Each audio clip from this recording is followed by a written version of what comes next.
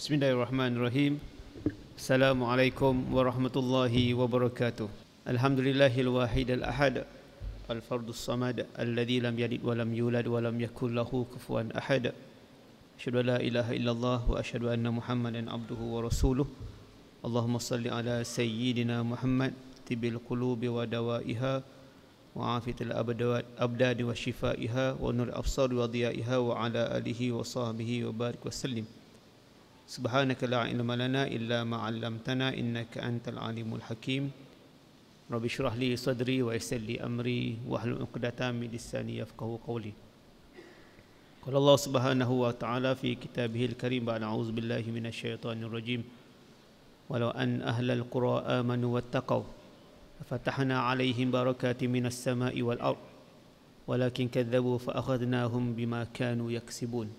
Shadaqallahul azim. Allah Ta'ala berfirman dalam surah Al-A'raf ayat 96 yang bermaksud, dan sekiranya penduduk negeri beriman dan bertakwa, pasti kami akan melimpahkan kepada mereka berkah dari langit dan bumi. Tetapi ternyata mereka mendustakan ayat-ayat kami, maka kami siksa mereka sesuai dengan apa yang telah mereka kerjakan. Terima kasih kepada Yang Berhormat Ustaz Azam, pengurusi majlis kita pada malam ini, merangkap Ketua Penerangan PAS Negeri Kedah. Berbahagia Yang Berhormat Datuk Ustaz Ahmad bin Yahya, Pesuruhjaya PAS Negeri Kedah, merangkap Ketua Dewan Ulama PAS Pusat. Yang amat berhormat Datuk Seri Sanusi Mat Noor, Timbalan Pesuruhjaya PAS Negeri Kedah, merangkap Ketua Pengarah Pilihan Raya PAS Pusat dan Menteri Besar Kedah. Yang Berhormat Ustaz Dr. Ahmad Fakhruddin Syekh Fakhrul Razi, Timbalan Pesuruhjaya PAS Negeri Kedah, Ketua Dewan Ulama Fadil Ustaz Syekh Al-Radhi, seluruh ahli Badan Perhubungan PAS Negeri Kedah, AJK Dewan-Dewan peringkat negeri, PAS kawasan dan harian Dewan-Dewan, serta tidak lupai sahabat saya Fadil Ustaz Afnan Hamimi bin Datuk Taib Nazmuddin yang berhormat, merupakan Timbalan Ketua Pemuda PAS Pusat yang turut hadir pada malam ini. Pertamanya, marilah kita merafakkan kesyukuran kepada Allah kerana kita dapat bersama-sama dalam program Munakasyah Ucapan Dasar Presiden PAS Malaysia Sejahtera, yang di mana seperti yang dimaklumkan oleh Ketua Penerangan PAS Kedah seperti tadi, untuk pengetahuan semua, muktamar kita pada sesi lepas bermula pada bulan 9 dan muktamar pada tahun ini akan kekal pada bulan 5. Jadi tahun pemerintahan bagi sesi 2022-2023 tidak cukup 12 bulan. Kita hilang 4 bulan. Itu yang pertama. Yang keduanya, kita juga hilang 2-3 bulan kerana fatrah ataupun stage pilihan raya yang kita telah mengetahui apakah keputusannya, dan kerana itulah kita membawa juga program ini ke depan dengan syarat pembentang utama membentangkan ucapan dasar Tuan Guru Presiden PAS ini dan melihat kepada suasana semasa. Sebab itulah banyak perbahasan-perbahasan dan pengujahan yang dibuat oleh Ketua Dewan Ulama sebentar tadi yang juga merupakan PJ Negeri Kedah, menceritakan tentang keadaan terkini, apa yang berlaku dalam suasana politik negara yang bersifat dinamik, ia tidak statik. Dan PAS ini merupakan sebuah parti yang dikatakan sebagai parti yang menjuarai PRU ke-15. Saya tidaklah mendabik dada kerana saya ini orang PAS dan tuan-puan juga adalah orang PAS. Tetapi hakikatnya yang menguatkan PN itu sendiri adalah PAS. Dan ia terbukti pada angka kita mendapat 43 kemenangan kursi parlimen, di samping beberapa kursi yang kita berikan kepada pihak kawan kita dengan menggunakan lambang PAS atas dasar setia kawan, dan mereka mendapat kelebihan daripada itu. Tuan-tuan sekalian, ini menunjukkan PAS telah menjadi satu parti yang digeruni oleh lawan dan disenangi oleh kawan. Dalam arti kata lain, pendekatan PAS perlu berubah. Pendekatan PAS perlu berubah, yang di mana kita perlu mengambil pendekatan multi-dimensional atau perubahan pendekatan-pendekatan yang bersifat lebih luas lebih variasi untuk memastikan kita dapat mengarus perdanakan PAS. Jadi walaupun pada hakikatnya kita tidak dapat lagi memimpin negara ini, walaupun kita mendapat jumlah kursi yang cukup menarik, kita bawah sikit daripada PH. Dan saya yakin dan percaya tuan-puan juga telah mengetahui apakah episod sebenar yang berlaku pada hari Isnin, yang sepatutnya pada pukul 4 petang kita mengangkat sumpah sebagai kerajaan. Tetapi hikmah Allah ada pada setiap masa dan ketika. Tinggal lagi bagaimana Allah Ta'ala menguji kesabaran kita, kesyukuran kita dalam keadaan kita menang, dan mungkin Allah menangguhkan sementara Malaysia ini, tetapi barangkali juga Allah Ta'ala mungkin akan meneruskan kemenangan Parti Islam ini pada 3 negeri kita, iaitu Kedah, Terengganu dan Kelantan, dan barangkali ditambah kemenangan pada negeri Selangor, insya-Allah. Kita tak tahu, kita tak tahu. Dan tuan-puan sekalian, dalam politik itu dinamik. Tuan-puan kena membaca politik dan melihat peristiwa-peristiwa semasa. Peristiwa yang berlaku apabila Datuk Seri Najib Tun Razak cuba mengemukakan satu lagi cubaan dan rayuan untuk memastikan sabitan kepada kesnya tidak berlaku, yang menyebabkan beliau dihukum 12 tahun penjara. Itu juga adalah bukti-bukti kabir, bukti-bukti besar yang menunjukkan ada pertembungan di dalam kerajaan PH itu sendiri. Ada di kalangan ahli PH yang mahukan Najib terus merengkuk di dalam penjara. Ada yang mahukan mereka keluar. Ini semua adalah dinamika politik yang kita di peringkat Perikatan Nasional, dalam keadaan sekarang kita mengambil pendekatan untuk menjadi pembangkang yang konstruktif, yang kolaboratif, yang loyal, yang menjadi agent check and balance kepada kerajaan. Namun kita bersiap setiaga setiap masa untuk menjadi kerajaan Malaysia, insya-Allah. Disebab itu saya memerlukan kepada tuan-puan untuk memahami apa yang cuba disampaikan oleh Yang Berhormat Ketua Dewan Ulama sebentar tadi. Yang sebenarnya peluang itu, the opportunities, memang ada di depan mata kita. Dan fokus kita sekarang ini adalah untuk memberikan tekanan kepada kerajaan PH dengan cara memberikan kemenangan total di negeri Kedah ini. Boleh atau tidak? Ini penting.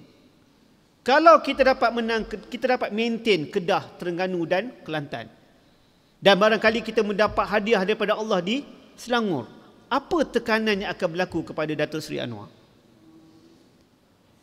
Ini penting tuan-puan sekalian.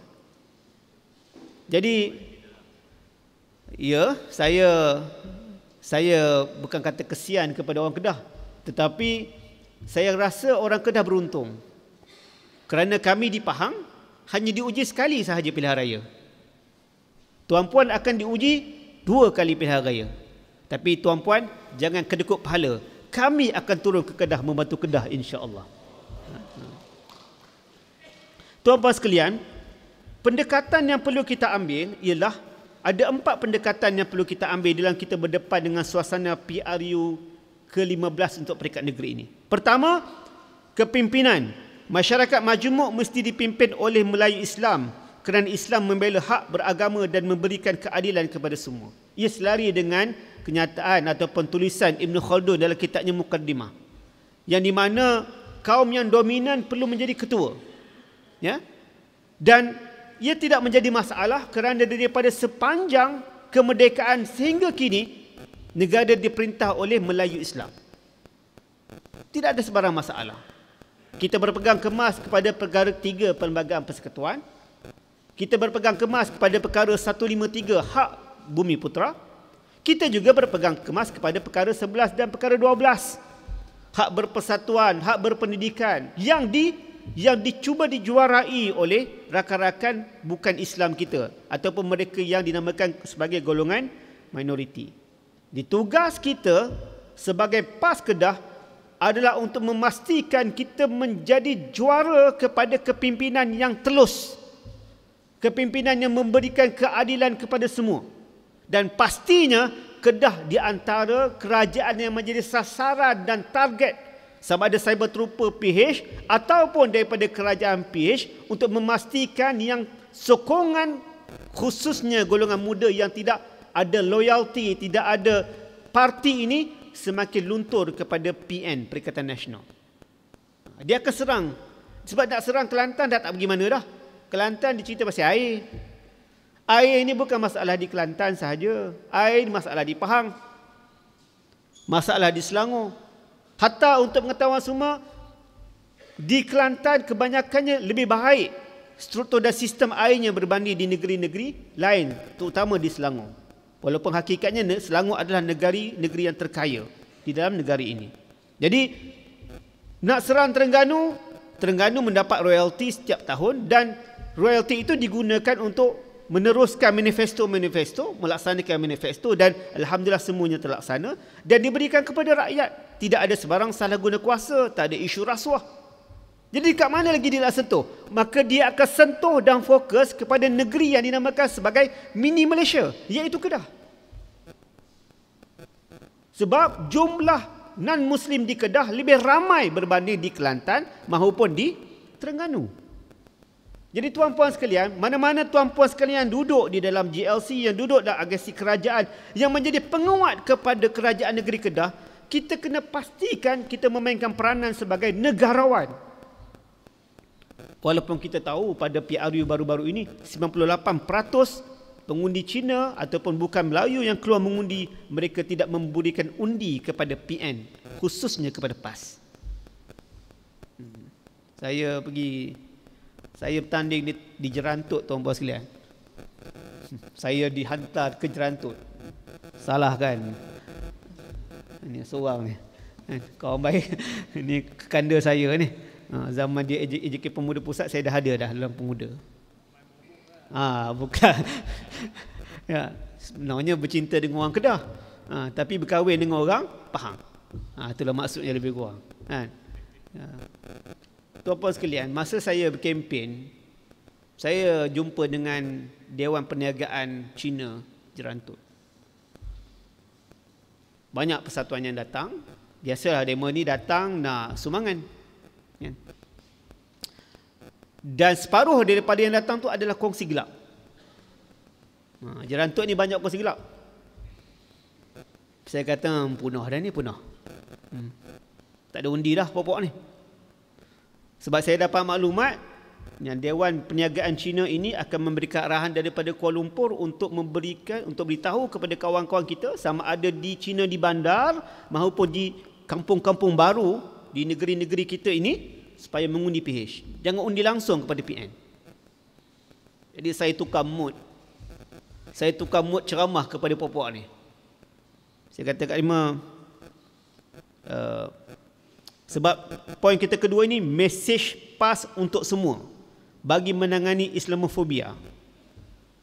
Sebab isu yang kita bawa, isu Melayu Islami adalah isu yang amat seksi dalam bahasa, minta maaf Ustaz bahasa media. Ia merupakan bahasa seksi kepada orang Melayu, tetapi tabu kepada orang bukan Melayu.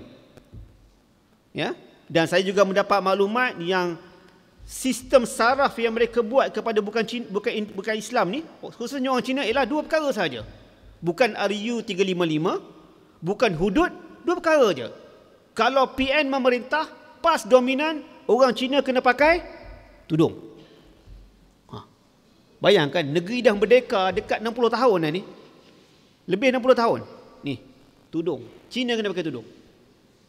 Yang kedua, tak boleh makan babi secara terbuka. Tuan-puan sekalian, ini dua isu penting. Sebab itu menteri kita pentingkan harga babi daripada harga telur ayam. Harga ayam.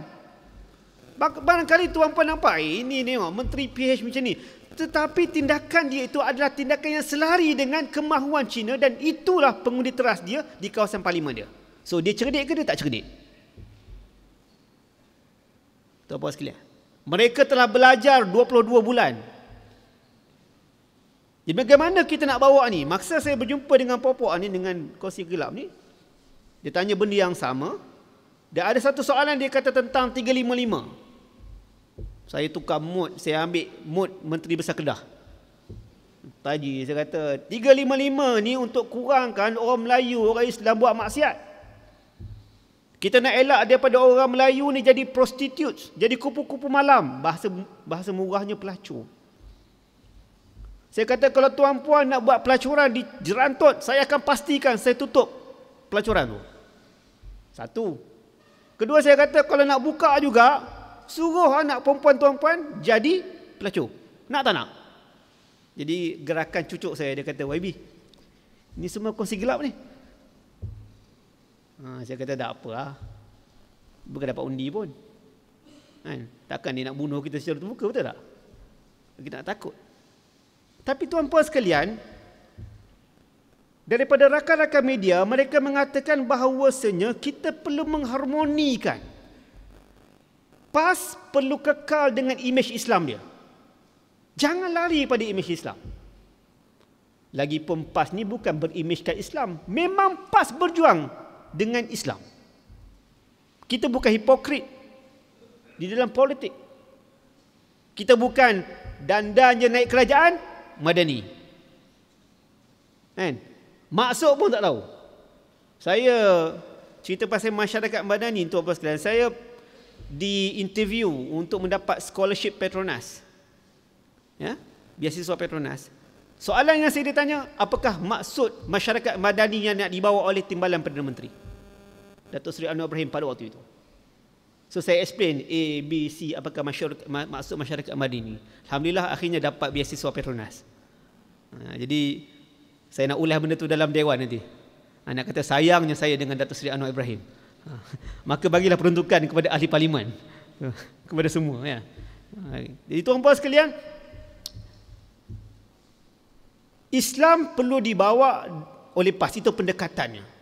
Tetapi kita perlu mengharmonikan dengan aspek-aspek kemanusiaan, dengan aspek-aspek pembangunan, ya. Ini di antara perkara-perkara yang perlu kita wajahkan. Dan inilah yang sedang dibuat oleh Kerajaan Negeri Kedah. Kedah Rubber City. It's a game changer kepada Kerajaan Negeri Kedah. Kemasukan pelabur-pelabur ke dalam negeri Kedah, itu adalah game changer kepada negeri Kedah. Kita ada Aerotropolis, satu idea yang besar, yang idea ini cuba dihalang oleh orang-orang tertentu untuk takut kerana dengan adanya Aerotropolis ini dia akan jadi Memphis, satu kargo punya bisnes yang besar di belah Asia. Tuan-tuan sekalian, tuan-puan sedang menuju ke arah itu, menjenamakan, mengimejkan yang orang Islam yang berpegang kemas kepada Islam boleh memimpin sebuah negeri yang dikatakan miskin, tetapi kalau kita terus menang pada PRU ke-15 ini, kita akan mendapat hasil kekayaannya insya-Allah kepada rakyat Kedah, insya-Allah. Tuan-puan sekalian, saya ada bersama dengan satu JLC di dalam Kerajaan Negeri Kedah. Bila kita buka pelaburan, ramai yang datang nak melabur. Menunjukkan bahawasanya tabu yang mengatakan orang PAS tak reti memerintah, orang PAS ni adalah mereka yang menolak civilization, menolak ketamadunan, mereka yang menolak pembangunan, adalah perkara yang tidak betul sama sekali. Dan ini merupakan satu tekanan kepada kerajaan Anwar Ibrahim dan PH. Tapi alhamdulillah, kita mendapat maklumat daripada YAB sendiri yang Datuk Seri Anwar sudi untuk mendengar perkembangan yang menarik ini di Kedah dengan beliau, supaya beliau boleh memudahkan kelulusan-kelulusan tertentu yang kita mahukan. Jadi tuan-puan sekalian, saya nak beritahu mesejnya ialah tolong kekalkan kemenangan PAS di Kedah. Itu je. Kalau tuan-puan tidak bekerja lagi bersungguh-sungguh, tidak bersemangat, segala kekayaan yang bakal dinikmati oleh orang Kedah akan dapat pada kerajaan yang baru. Sedangkan itu adalah usaha kita, PAS Kedah sendiri khususnya. Kemudiannya, kita menolak politik yang ekstrim, yang bersifat ekstrim. Sebab kita tahu politik ekstrim ini merupakan satu fear factor. Phobia, dipanggil PAS phobia, ya, yang menyebabkan orang takut kepada PAS, yang menyebabkan defisit kepercayaan kepada PAS khususnya. Dan saya dimaklumkan di dalam retreat kita yang lepas, kita akan buat satu kajian detail bagaimana kita nak mengembalikan undi orang bukan Melayu kepada kita. Kenapa orang bukan Melayu boleh mengundi kita di dalam Pakatan Rakyat, PR. Kenapa benda tu boleh berlaku? Apakah kerana push factornya ataupun pull factornya adalah daripada DAP semata-mata? Sedangkan pada waktu itu gerakan dan juga MCA merupakan di antara pusat kepercayaan orang Cina. Tapi kenapa mereka boleh beralih arah kepada Pakatan Rakyat pada waktu itu? Ini akan ada kajian yang dibuat untuk detailkan supaya kita melihat akan datang pada PRU ke-16 kita mahukan nombor yang positif untuk mengundi PN khususnya. Kemudiannya pendekatannya adalah ummah, yakni agenda perpaduan ummah perlu diteruskan, ya. Pastikan kita dapat menyatukan parti-parti politik, NGO dan juga NGI. Tuan-puan sekalian, apakah hala tuju PRU 15 negeri? Pertama sekali seperti yang saya katakan, kita perlu pertahan kemenangan di Kelantan, Terengganu dan Kedah serta berusaha menawan Selangor serta mendominasi di Negeri Sembilan dan Pulau Pinang. Tuan-puan sekalian, kerja telah dibuat, susunan telah dibuat. Kita pun dalam proses stage berbincang dengan rakan-rakan kita dalam Perikatan Nasional. Jadi saya yakin insya-Allah pada waktu bila pun berlakunya pembubaran Dewan Undangan Negeri, dari sudut PN dia telah bersedia. Ya, begitu keadaannya. Keduanya, mengekalkan imej bersih, wibawa dan inklusif. Ya, kita perlu elakkan pertikaian dalaman di dalam parti kita. Alhamdulillah di Kedah kita tidak ada pertikaian dalaman. Dan rata-rata di tempat negeri-negeri kita semua tidak ada pertikaian dalaman. Kita juga perlu mengelakkan sebarang calaran terhadap legitimasi moral. Maknanya tak ada rasuah, tak ada salah laku. Jangan ada dalam keadaan kita memimpin kerajaan negeri yang penuh berkah ini. Ini adalah benda yang tidak ada pada parti lain. Ia hanya ada pada parti PAS. Saya teringat ucapan Datuk Seri Anwar, PM ke-10 di dalam Dewan Parlimen. Bila dia membicarakan tentang duit, judi, macam-macam ni, dia kata tidak, PAS tidak terlibat. Recognition diberikan kepada PAS di dalam Parlimen. Ditulis dalam Hansard dan dilihat oleh seluruh rakyat Malaysia. Walaupun kita tahu politik ni ada seninya, kan? Barangkali dibuat begitu untuk menjauhkan kita dengan bersatu dan sebagainya, tapi kita bukan naif dalam politik. Tetapi ada di kalangan rakyat yang memang naif dalam politik. Dan bila mendengar perkara itu, pada mereka PAS adalah parti yang bebas daripada rasuah, bebas daripada salah guna. Dan inilah tuan-puan sekalian merupakan di antara aspek kenapa berlakunya sokongan anak muda dan pengundi first time voters kepada PAS. Kerana gelombang yang mereka bawa pada PRU ke-15 adalah gelombang anti korupsi dan anti ekstremisme. Gelombang ini sebenarnya tuan-puan sekalian adalah gelombang yang dibawa pada PRU ke-14. Dia tolak BN kerana isuan MDB, SRC dan sebagainya. Dan pada waktu itu Gagasan Sejahtera di blackoutkan, ditiadakan dalam pertandingan PRU ke-14. Tidak ada sebarang coverage media kepada kita pada PRU ke-14. Menyebabkan rakyat hanya tertumpu kepada binary 1-0, iaitu sama ada pilih BN ataupun PH. Mereka memilih PH. PH memerintah 22 bulan. Mimpi ngeri. Mereka mengambil pengajaran. Ditakdirkan Allah Ta'ala kita masuk kerajaan melalui pintu istana. Kita bertindak dengan baik, diiktiraf oleh dunia sebagai kerajaan yang menyusun ataupun mengurus negara suasana pandemik di antara negara yang terbaik di dunia. Pengajaran-pengajaran inilah menyebabkan wujudnya gelombang yang sama. Penolakan itu kuat, namun apabila cuba di blackoutkan PN, ia tidak berlaku. Sebab itu dalam PRU ke-15 berlaku pertemuan dua hala, iaitu dua hala di antara PH dan BN. Cerita pasal hoya-hoy, cerita macam-macam. Semuanya ditelanjangkan oleh mereka sendiri. Mudah kerja kita. Kita tak buat apa, tak serang kita. Tetapi rakyat membawa gelombang yang sama. Saya membaca gelombang ini akan berterusan. Dan kita lihat kepada Padang Serai menunjukkan gelombang itu berterusan. Walaupun mereka bergabung, tetapi kita menang dengan bergaya di Padang Serai. Kita kalah di bukan di Rompin, di Tioman adalah kerana satunya undi orang asal, kedua pengundi luar tidak balik. Jadi tuan-puan sekalian, imej bersih, wibawa dan inklusif merupakan satu brand yang telah lekat kepada PAS dan Perikatan Nasional, dan ia merupakan di antara asbab kenapa anak muda bersama dengan kita. Dan pastinya hala tuju kita dalam PRU ke-15 ini mengekang elemen anti-Islam. Ya, kita perlu perkasakan masjid, kita perlu memperkasakan sekolah-sekolah kita, perlu memperkasakan kolej-kolej kita. Tuan-puan sekalian, ini di antara tempat-tempat, pondok-pondok kita khususnya. Saya melihat perkembangan menarik di Kedah apabila pondok-pondok itu diraikan. Kerana inilah di antara lubuk mereka-mereka yang akan turun kepada rakyat untuk menceritakan tasawur Islam yang sebenar. Dan bila mereka memahami, rakyat memahami Islam yang sebenar, tak perlu politik, mereka akan terus mengundi PAS, insya-Allah. Ya, sebab kita bawa Islam. Ya, ini kelebihan kepada PAS. Kemudiannya, untuk mengekang elemen anti-Islam juga, kita perlu memberikan lebih banyak ruang kepada tokoh-tokoh untuk bersama di dalam pentadbiran maupun di dalam pilihan raya. Termasuklah tokoh-tokoh anak muda, ya? Sama ada daripada muslimat muda, daripada pemuda, daripada ulama muda. Kita perlu mendepankan mereka supaya bukan sekadar mereka mendapat pengalaman, tetapi anti-Islam ini adalah di antaranya ialah tidak memberikan ruang kepada wanita untuk bertindak dalam politik. Itu di antara Islamofobia yang ditanam kepada rakyat.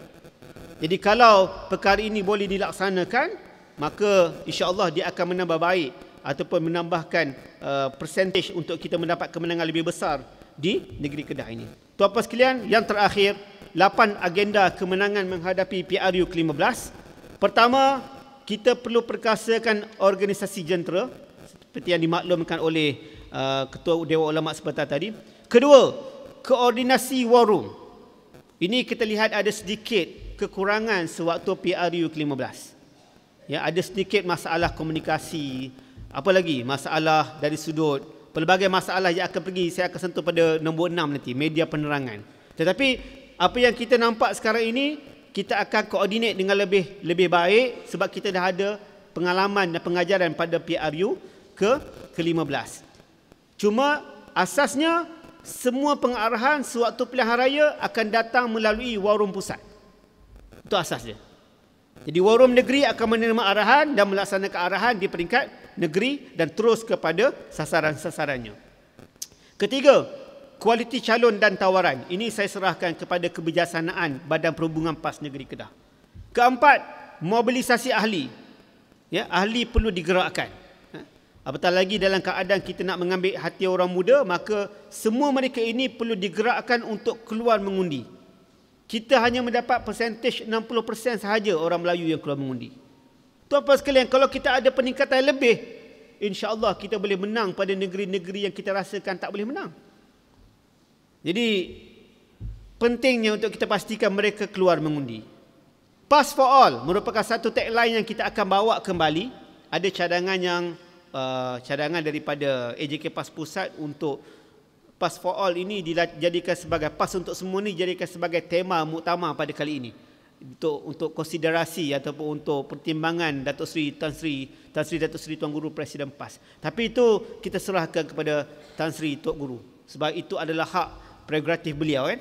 Ucapan dasar ni adalah hak seorang presiden parti kepada ahlinya. Jadi saya yakin dan percaya beliau ada kebijaksanaannya dan kita yakinlah sebab beliau adalah the commander of kita punya parti ni kan.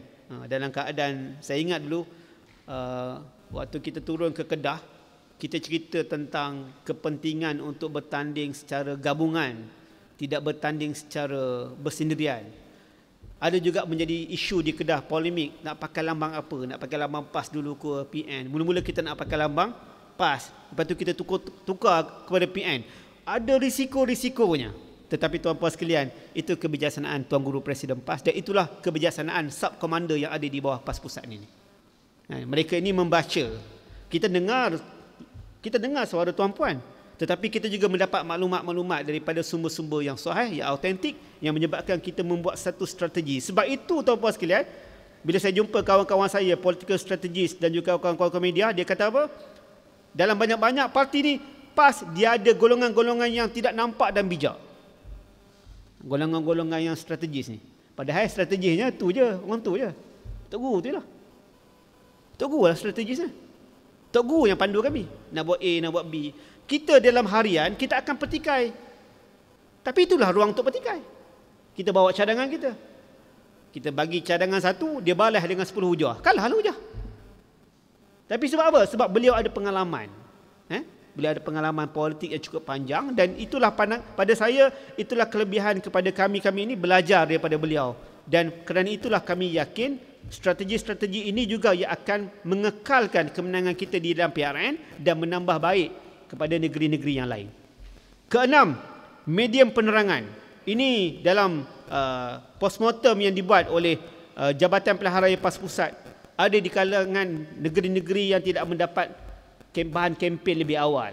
Ya, poster calon juga ada isu. Ya, kita tahu banyak problem. Jadi medium penerangan ini akan diperkasakan. Saya dimaklumkan juga kepimpinan tertinggi Tok Guru pun agak tidak berpuas hati dengan performance Harakah Daily contohnya. Jadi ini telah diambil penambahbaikan. Saya sendiri telah mengertai mesyuarat bersama dengan IPSP dan juga bersama dengan Jabatan Penerangan sendiri. Ada beberapa perkara 2 minggu lepas, ada beberapa perkara kita akan tambah baik, dan insya-Allah kita akan nampak hasilnya pada PRN yang akan datang insya-Allah. Ketujuh, kekang Islamofobia seperti yang saya nyatakan tadi. Yang ke-8, paling penting, tarbiyah syakhsiyah. Khususnya dalam keadaan kita menerima sebarang pengarahan daripada parti. Kita perlu dengar dan taat. As-samu wa ta'ah fima ahabba wa kariha. Dengar dan taat dalam keadaan suka ataupun tidak. Tuan-puan sekalian, saya merayu kepada tuan-puan dan sekalian, apa saja keputusan yang dibuat oleh parti ini telah melalui peringkat-peringkatnya. Ia telah dibincangkan dengan detail. Ada keputusan-keputusan yang kadang-kadang ia tidak selari dengan kita. Tetapi kepimpinan telah memilih jalan yang terbaik. Kalau ditakdirkan kita mendapat kebaikan daripada keputusan tersebut, bersyukur. Kalau ditakdirkan sebaliknya, kita beristighfar. Kedua-duanya kita mendapat pahala daripada Allah Subhanahu Wa Taala. Jadi apa ruginya? Apa ruginya kita menjadi abnaul harakah yang disiplin, yang taat kepada arahan parti? Dan inilah DNA PAS yang dicemburui oleh parti-parti lain. Mereka yang cuba berlawan secara berdepan, tidak ada akhlak dalam berjemaah, kita tak keluarkan mereka. Mereka mengeluarkan diri mereka sendiri daripada PAS. Kita berdoa kepada Allah Ta'ala, kita tidak menjadi golongan sedemikian. Dan kita berdoa kepada Allah, mereka itu insaf supaya kembali kepada kita. Tapi bila kembali itu duduk bawah lah. Jangan pandai-pandai duduk atas. Jadi tuan-puan sekalian, itulah beberapa perkara pengarahan yang ini saya dapat daripada program retreat kita baru-baru ini. Mudah-mudahan kita semua boleh mendapat kebaikan daripadanya. Aku qauli hadza wa astaghfirullah li wa lakum. Assalamualaikum warahmatullahi wabarakatuh. Takbir.